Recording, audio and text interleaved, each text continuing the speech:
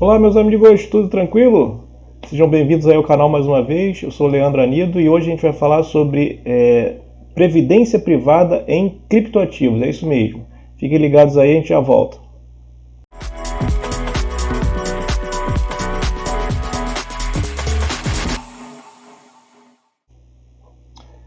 Pessoal, é isso mesmo. É previdência privada em criptoativos. Eu vou fazer isso para mim e para as minhas filhas, pensando no longo prazo. Vocês vão falar, pô, você está doido, como é que você vai fazer uma previdência em uma moeda, em um ativo que oscila de preço muito, que é muito volátil? Mas eu vou mostrar para vocês por que, que eu acho que fazer isso em Bitcoin, por exemplo, e outras moedas, no longo prazo eu acho que vale mais a pena do que a gente fazer isso com real, tá? Fiquem ligados aí, eu vou compartilhar a tela e a gente já volta. Bom, vamos lá. Previdência privada em criptoativos. Qual é a sacada? Qual é o objetivo? Por que eu tive essa ideia e estou implementando esse projeto aí? É um investimento de longo prazo. 5 anos, 10 anos, 20 anos. E o foco na confiança do valor do ativo. No caso aí seria o Bitcoin e o Ethereum. São os dois ativos que eu escolhi para fazer essa previdência pensando no longo prazo. Então é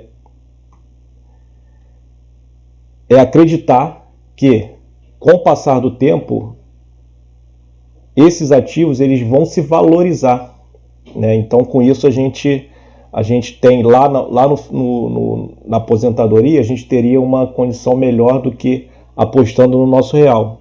Esse gráfico mostra exatamente isso. Eu já falei sobre esse gráfico anteriormente, que são os dias que o Bitcoin foram lucrativos, tá? Então, a gente tem aí quase 98% de rentabilidade, de dias que o Bitcoin foi rentável.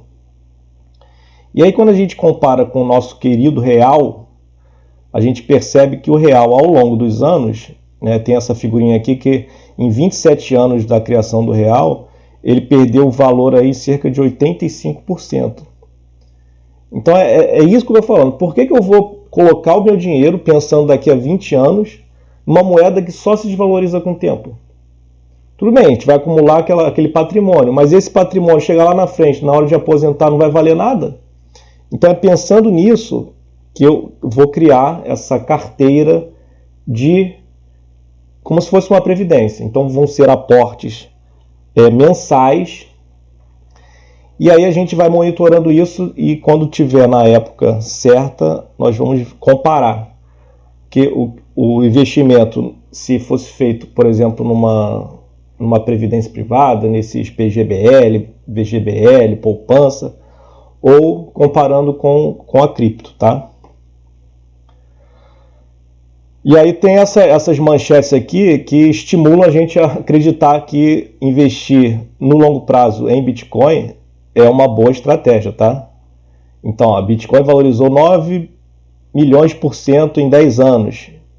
E, por exemplo, quem comprou $1 em Bitcoin no início de 2010 teria agora, se segurou durante todo esse período, teria agora mais de 90 mil dólares, tá? Há exatos 10 anos, Bitcoin era negociado por menos de 1 centavo. Ao levar em consideração as primeiras negociações, foi possível notar pedidos de 6.100 Bitcoins por 20 dólares. Hoje, nesta mesma quantia, valeria 57 milhões de dólares. Tá? Isso foi cotação de 2020, mas de 2020 para cá ele só valorizou cada vez mais. Nas alturas, Bitcoin valorizou mais de 100% no primeiro trimestre de 2021. Agora aqui cabe um disclaimer, tá? Isso aqui é renda variável, existe risco.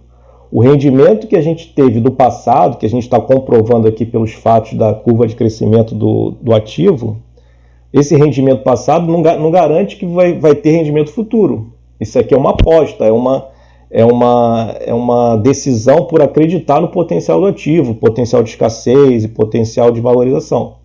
Mas isso não é garantia de nada. Então a pessoa tem que estar muito ligada quanto a isso, tá? Então, como que vai ser esse projeto? Qual é a estratégia? Serão aportes mensais independente do preço do ativo, tá? vão ser, para mim, né, no caso, que eu sou um pouco mais veterano, eu vou colocar um pouquinho mais de dinheiro, né, R$ 300 em Bitcoin e R$ 100 em Ether. Para a Sofia, R$ 100 em Bitcoin e para a Luísa, R$ 100 em Bitcoin, tá? São as minhas duas filhas. A Sofia com 9 e a Luísa com 6 anos. Então eu vou acumular esse patrimônio para ela mensalmente. Né? Obviamente que eu vou fazer a custódia, porque elas são menores, enfim, tem um risco muito grande aí para criança que não sabe mexer em softwares, até é perigoso. Então vou custodiar. E quando elas tiverem lá 18 ou 21 anos, a ideia é fazer esse saque, né? E aí a gente vai comparar. Todo ano eu pretendo mostrar como que está a valorização dos ativos, tá? Para que isso seja controlado, eu usei uma planilha de Excel desse projeto aqui, ó, dessa pessoa. Tem no site, na internet, vocês podem baixar, é de graça. Né? O projeto dele chama Hold BTC 100. Tá? Vou mostrar aqui, ó, a planilha. Vocês vão entender, tá vendo? Essa é a planilha dele que eu fiz uma cópia e editei. Então, por exemplo, aqui, ó, na data de hoje, 27/8, eu fiz já uma compra do Bitcoin, o aporte de R$ 300 que eu comentei. A cotação na data da compra foi de R$ 249 mil, tá? Então, com isso eu tenho aqui uma fração do Bitcoin, né? 0,0120064 Bitcoins com esses R$ 300. E assim eu vou fazendo todo mês. Quando for lá 27 de setembro, aí vou colocar depois 27 de outubro e assim por diante. A planilha ela vai se ajustando, ela vai somando todos os aportes, vai dando o saldo do Bitcoin, vai dando aqui um gráfico de valorização, é bem legal. Para a Sofia, a mesma coisa. Né? Vou fazer os aportes como se fosse uma mesada, né? E para a Luísa também. E aqui está a aba com o projeto do Ether. Eu ainda vou preencher aqui depois. Entenderam? Então é bem simples de controlar. A planilha vai se ajustando, se calculando.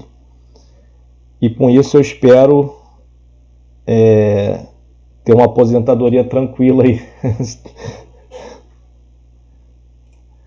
Bom, para que isso tenha efeito, você tem que ter comprometimento, né? Se comprometer a todo mês estar fazendo aqueles aportes ali. E a estratégia para isso aí é questão de mindset de cada um. Tem a frase aí do Warren Buffett, né, que ele diz: não poupe o que sobra depois de gastar, gaste o que sobra depois de poupar. Então isso aqui é clássico. Eu sei que é difícil, pessoal, às vezes a gente, né, enfim, a nossa vida financeira é complicada e tal, mas a gente tem que criar isso, a gente tem que criar esse planejamento, independente do salário que a pessoa ganha, se ela ganha um salário mínimo, se ela ganha 2 salários mínimos, se ela ganha 10 salários mínimos. Cada um vai fazer o seu gerenciamento de risco e estipular uma quantia que ela vai poder, com segurança, ter aquele investimento mensal, aquele aporte mensal. E para isso você tem que se organizar e falar, olha, eu vou separar aqui, vamos supor, sei lá, R$200 eu sei que eu consigo dispor no meu mês. Então R$200 eu vou dispor para fazer o aporte mensal. Então esse dinheiro você sabe que você tem que usar para todo mês fazer lá o teu aporte. O que sobrou disso, aí sim, sobrou tanto, eu vou fazer uma extravagância, vou fazer uma viagem, vou comprar uma roupa, mas você já garantiu o dinheiro do investimento. O que as pessoas fazem é o inverso. Geralmente primeiro elas gastam, né, o que tiver que gastar, enfim, e aí o que sobrou usa para investir. Então isso não é uma estratégia muito legal, porque aí esse planejamento, esse projeto não faz muito sentido, que tem que ser os aportes recorrentes, para garantir lá no futuro a tua estabilidade, aí, a tua aposentadoria, entendeu?